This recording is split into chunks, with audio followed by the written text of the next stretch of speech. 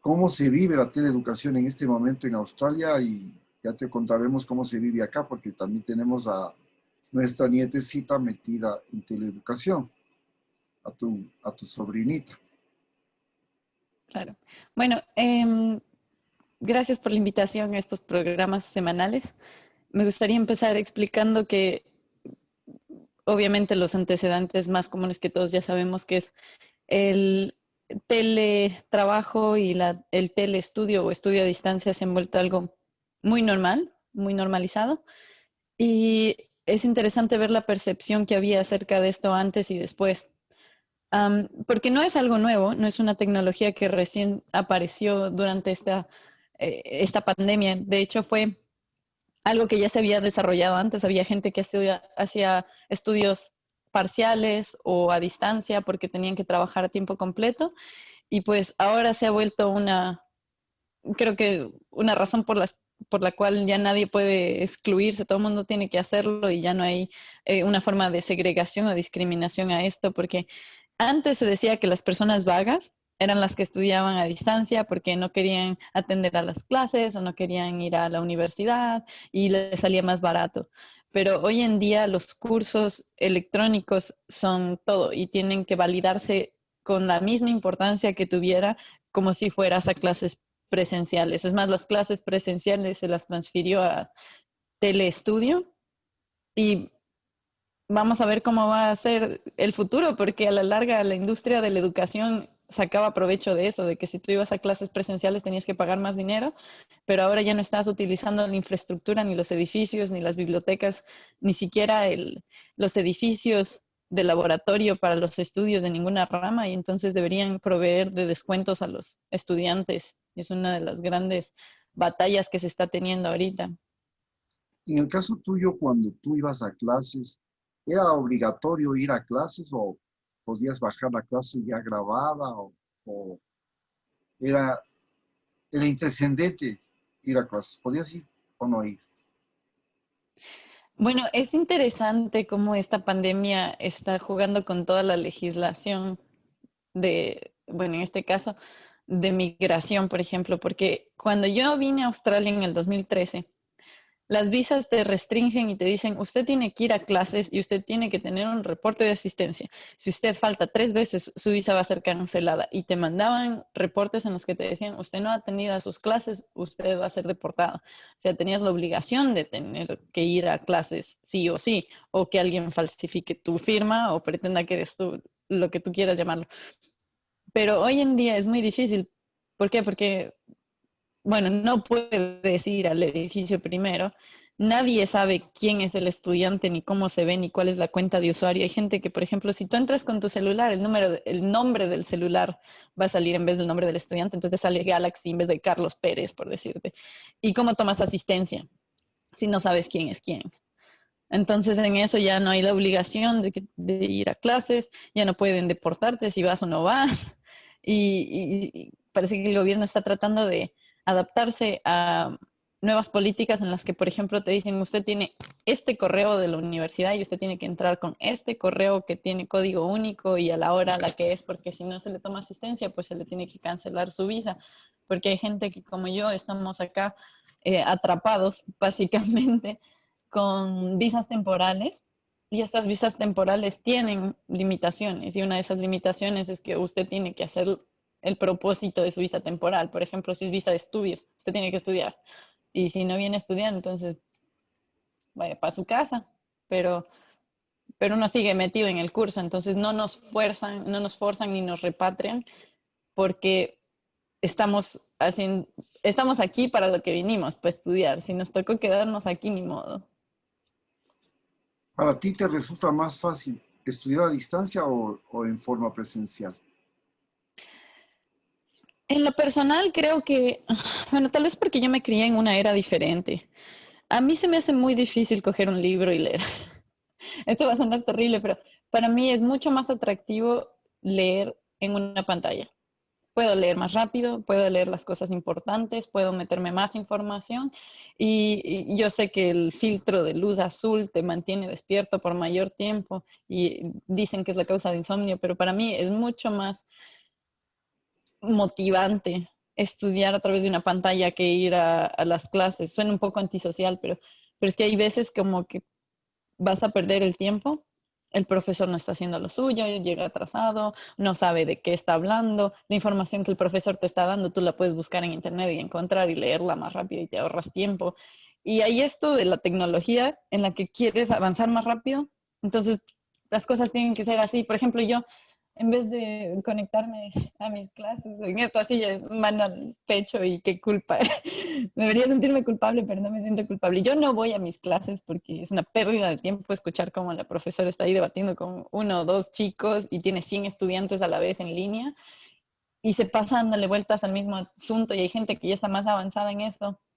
Nosotros no nos vamos a pasar ahí esperando a que la profesora nos, o sea, continúe la clase. Yo, en lo personal, me meto al YouTube, hago mis capítulos de YouTube relacionados a la temática de la profesora y avanzo antes de que vaya a la clase. Entonces así yo no tengo que estar eh, perdiendo mi Y tiempo con las estas clases cosas y con conversaciones que a veces no te dan nada, ¿no?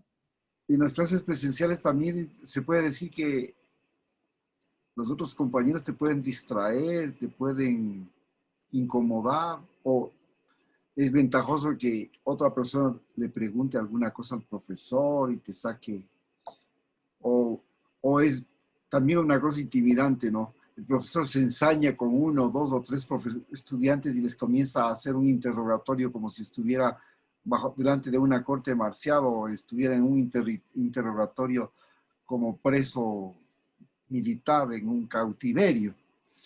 Entonces puede A suceder. mí me molesta eso, mi profesora hace eso, por ejemplo. Mi profesora dice, a ver, ¿cuál es la respuesta para este cuestionario? Y ella ya sabe la respuesta, todo el mundo, la mayoría saben la respuesta, y hay esa persona que no sabe. Y está muy bien, en el sentido pedagógico tienes que ir directamente a la persona que no sabe y ayudarle a entender los conceptos. Pero es que el tiempo es tan restringido y todos estamos encerrados y todos queremos hacer otras cosas para producir económicamente, para avanzar, para... O sea, tenemos un estado de ansiedad constante dentro de la pandemia y del encierro. Entonces, cuando la profesora se pone a explicarle 5 o 6 veces a la misma persona el mismo tema, se vuelve no solo tediosa y no solo una pérdida de tiempo, pero también redundante y hace ver las falencias del curso que estás, porque sabemos que nadie sabe todo, pero Don, demuestra que el profesor, por ejemplo, si es un profesor joven y no tiene conocimiento de una temática a fondo, da a conocer esas falencias que tienen una y te deja cosita. con la pregunta de, El micrófono cuando te adelantas se pierde el sonido. Puedes uy, acomodar perdón, el micrófono. ahí me pueden escuchar mejor. Ahí sí, sí, ahí se mejor. Mm, Porque el micrófono sí Disculpen, tecnología. se pierde un poco el sonido. Quizás tú ves, ¿cómo crees que sea en el futuro esta cosa? A qué niveles llegará? ¿Será mucho más? Posiblemente el profesor ahora tiene la posibilidad de mandarte a ti un video, tiene la posibilidad de mandarte a ti, inclusive a lo mejor hasta se haga un sistema de robots. Por ejemplo, ¿qué carreras son las que prácticamente pueden aprovechar mejor esta tecnología? ¿Cuáles son las que realmente ya eh, no se tienen que salir del juego?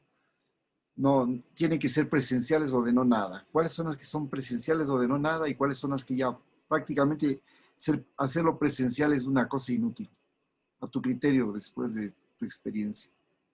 Bueno, en mi experiencia te puedo decir todo lo que sea ciencias. Aquí lo llaman STEM. Son las siglas para ciencias, tecnología, ecología, matemáticas. Y todas esas ciencias necesitan un laboratorio, necesitan práctica, necesitan más práctica que teoría, necesitan menos cosas abstractas en cuanto a obtener habilidades y destrezas y adaptación a circunstancias. Por ejemplo, en medicina, tú no puedes hacer solamente un doctor a base de la teoría y de los casos abstractos sin que él tenga la experiencia a primera mano, sin saber por qué se complica un caso, un paciente, cómo se puede controlar una hemorragia, cuando hay los problemas de respiración cardíacos con un paciente, cómo se tiene que hacer. Porque si tú coges a alguien, si tú le gradúas, ¿qué es lo que está pasando este año, cierto? Hay un montón de personas que tenían el último año de medicina y tenían que hacer sus prácticas el último año por el COVID, no pudieron hacerlo o les mandaron a hacer otras cosas relacionadas a COVID y a manejo de virus y de pacientes en vez de cirugías, por ejemplo, o manejos de nacimientos. Y ellos se van a graduar de doctores, ellos son los dos doctores que van a ser de la próxima generación, pero a ti, ¿qué te garantiza que ese profesional va a ser como los de la vieja escuela? Tienen muy poca exposición a la vida real. Y lo mismo pasa con los ingenieros, y lo mismo pasa con los bioquímicos, y lo mismo pasa con los ecólogos. O sea, tú haces biología, haces ecología, pero nunca has tocado un animalito afuera y no sabes cómo manejarlo. ¿De qué estamos hablando? Cosas. Esas son las carreras que tienen que ser presenciales, les guste o no. Pero de ahí tienes las otras carreras, como por ejemplo, yo te decía en nuestra conversación anterior, hay carreras como las de artes y ciencias sociales. Tú no, o sea, artes de cierta forma tienes que estar ahí para sentir la emoción del público, pero ciencias sociales es abstracto y completamente subjetivo hasta cierto punto. Puedes leer un libro y puedes hacer un ensayo y presentar tus deberes electrónicamente sin tener que presentarte al profesor. No hace falta que estés ahí de forma presencial como necesitarías para un cirujano, una enfermera, En un el caso, cocinero, por ejemplo. en el caso aquí, por ejemplo, tenemos la Universidad Dudla al frente de nosotros. Y bueno, los chicos no van a venir a clases este semestre, pero es odontología. Y solo vienen a hacer prácticas, solo vienen a utilizar la máquina unos días, el día que les toca la práctica y no vienen para nada más. Todas las clases teóricas son en la casa, el profesor habla con sus estudiantes como cuando se va a las aulas y solamente el día que tienen que venir ese día está al frente. Entonces ya no necesitan venir a quedarse en la ciudad, pueden vivir en la provincia, solo le dicen el día que tiene que llegar, viaja, hace la práctica, se regresa. Eso también está viviendo Esto es en un Australia. ahorro de, sabes, la vida de estudiante siempre ha sido difícil por los costos que uno tiene que cubrir como estudiante. Es tan contradictorio, ¿no? Uno tiene que cubrir costos sin siquiera ser empleado y tiene que pagarlos para poder conseguir un trabajo que pueda pagar las deudas. Y lo bueno, a mí me parece, lo bueno del COVID es nos ha puesto a todos en una forma de alcance económico de estudios. ¿Por qué? Porque ahora no necesitas irte a Inglaterra para conseguir un buen masterado o una buena licenciatura. Ni siquiera tienes que irte a otra provincia. Puedes estudiar desde la comodidad de tu casa, puedes tener hijos, puedes tener tu propio negocio, estudiar ahí, ya no vas a ser discriminado por lo de estudios a distancia y titulación a distancia o a tiempo, a medio tiempo. Pero las posibilidades que te dan es que tú solo pagas por internet, pagas por el internet y la unidad educativa te tiene que dar todos los recursos. Si fuera una universidad pública, por ejemplo, las universidades públicas solo deberían cobrarte, creo que lo de administración, pero no tienen que cobrarte que los cursos del profesor y que esto y que el otro, porque son subsidiados por el gobierno. Obviamente que esto es debatible, pero en universidades privadas tú pagas por el nombre y pagas por los salarios de los profesores, pero no te van a cobrar pues como antes, $30,000 por un estudio, cuando ya ni siquiera vas allá. Puedes sacar tu masterado con $2,000, $3,000 y la deuda del estudiante a largo plazo es menor. El problema de mi generación es que las deudas que nosotros tenemos ahora son mucho más grandes que las de nuestros padres y nuestros abuelos. Vives endeudado hasta los 50 años pagando tus estudios y luego quieres conseguir una casa. En el proyecto que tú tenías de esta Visas Works and Holiday, una de las cosas que se había discutido era la posibilidad de que los chicos, bueno, vayan a Australia a aprender inglés y al mismo tiempo aprender a trabajar en trabajos que se llaman de primera mano, podría decirme, ¿no? De trabajo no Manuales, intelectual, más o menos, poco no, intelectuales. sí. Pero se necesitaba, creo que 2 años de universidad, ¿verdad? Y la pregunta era, Correcto. eh, nosotros habíamos discutido la posibilidad de que los chicos, por ejemplo, fueran a aprender inglés en Inglaterra, en Australia. Tú, y que los australianos vinieran a aprender español acá. Inclusive les podríamos reconocer una, un concepto de que podrían ser intérpretes ecológico-culturales, porque venían a estudiar la naturaleza y las culturas locales y a ser intérpretes, ya no solamente intérpretes, sino ecológico-culturales. Pero la pregunta ahí era, ¿es, ¿es lo mismo aprender inglés aquí que aprender inglés en Australia? ¿Es lo mismo aprender español en Australia que aprender español aquí? La pregunta, y eso es porque las universidades realmente pueden sustituir a la vivencia en el lugar para aprender un idioma.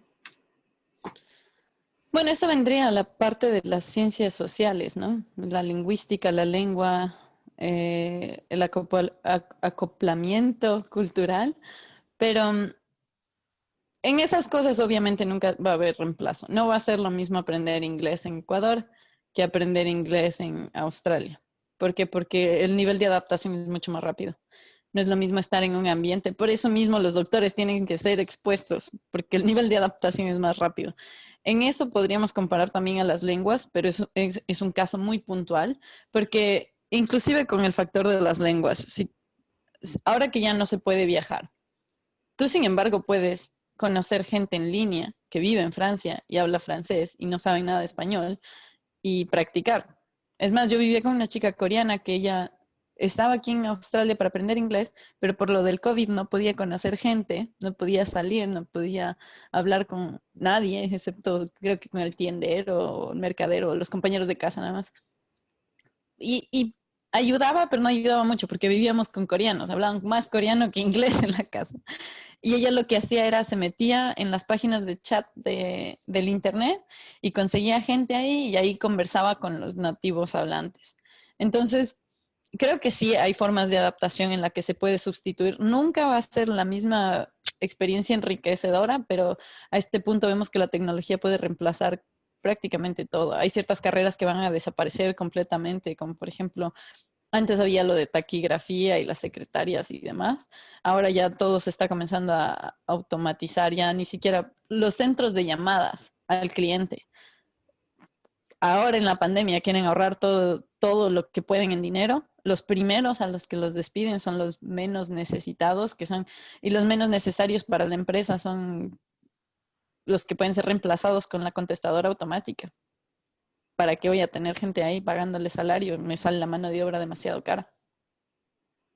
Dios mío, y lo mismo pasa con los cajeros automáticos en los bancos, ¿no? Las cajeras, Y así mismo pasa con los supermercados. Mi mamá vio que, por ejemplo, acá hay dos personas en cajas y lo demás es un self-service. Tú vas y tú mismo pones tus compras encima de la barra espaciadora, la barra de códigos de barras, y ahí te sale el precio y tú mismo haces el trabajo del cajero. Ya no necesitas pagarle salario a nadie, simplemente tú pones tus propios artículos ahí, pagas con tu tarjeta. Y ya. hasta la persona tiene que empacar ella misma todo y se va llevando las cosas. Correcto. Aquí, y eso ya es algo que lleva aquí 8, 9 años o más. Oye, hay ciertas cosas que en Australia, por ejemplo, es muy diferente la cultura. Por ejemplo, esta semana me topé con un ecuatoriano norteamericano que vive en California y que le chocaron su carro y bueno, él salió a buscar la papeleta. Dice, fui a buscar la papeleta porque allá en Estados Unidos, cuando alguien choca un carro, se baja y deja un papelito en el vehículo indicando que se comunique para pagar el seguro porque tiene un seguro para cualquier cosa y que no se preocupe. Pero aquí el tipo te choca el carro y sale corriendo. En Australia O también te da puñetes, una de dos. choca el carro y desaparece. No se baja. En Australia, ¿cómo funciona eso, por ejemplo? Ay, yo creo que eso va a ser otro tema para Otra charla. otro Zoom, porque es bien complejo cómo funciona aquí. En corto, aquí tú tienes que pagar un sistema de seguros y tú denuncias al gobierno. O sea, tú metes una demanda al gobierno y el gobierno te repaga así la otra persona tenga o no tenga seguro. Ah, Técnicamente la otra persona no te compensa, pero luego te voy a explicar todos los detalles cómo funciona eso. Es algo súper complejo que creo que ningún otro país tiene. Australia aquí se beneficia de eso. quizás Bueno, en esta cosa de la tecnología y de cosas, eh, los profesores, ¿cómo cambia la figura del profesor con esta tecnología? Con la tele, el profesor deja de ser el amo y señor.